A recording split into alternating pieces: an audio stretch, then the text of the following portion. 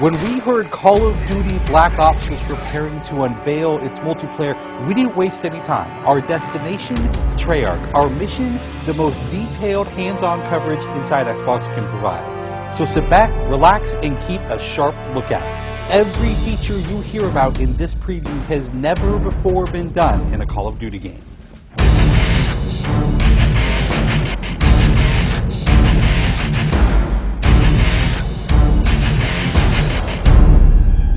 We begin where the multiplayer trailer for Black Ops left off, with theater mode.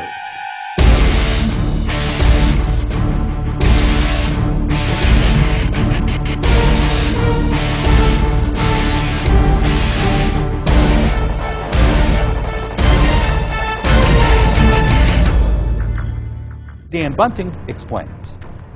You can switch the camera from any player's perspective in both first person and third person.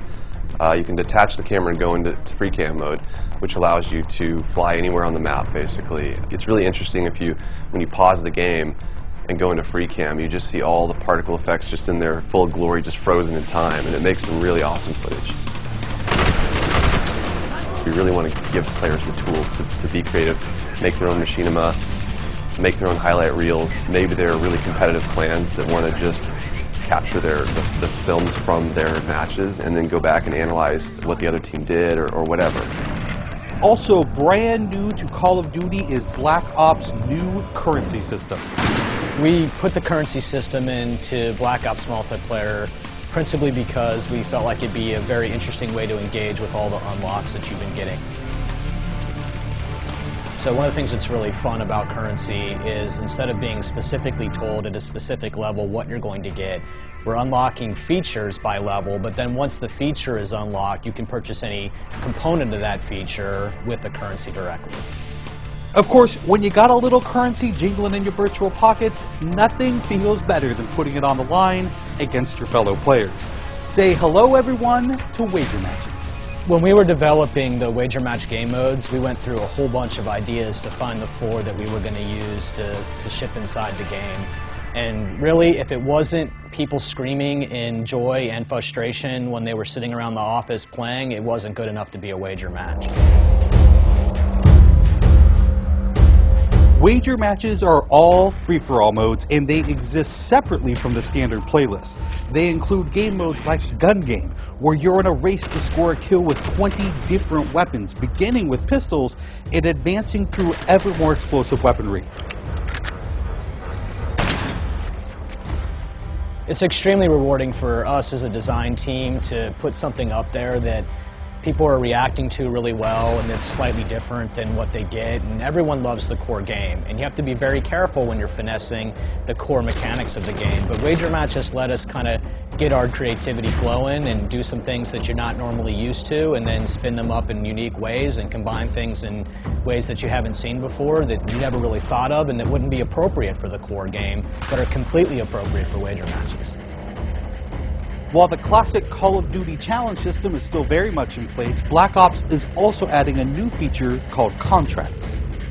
Right, so if you're using the contract system, you actually have to put up a little of your own currency in order for a bigger payday. And depending on the contract, some contracts pay XP, some pay more currency, some pay both.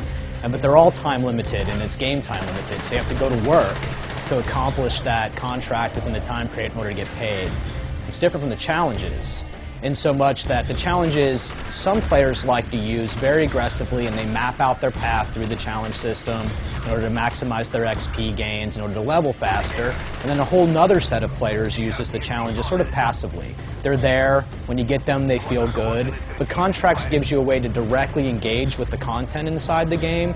It says, hey, I'm an SMG guy, I want SMG-based contracts, I'm going to chase my contracts, and I'm going to get paid. And that's fun. Another focus for Black Ops is player customization, including things like unlockable face paint, unique perk-specific character models, and a whole lot of weapon customization.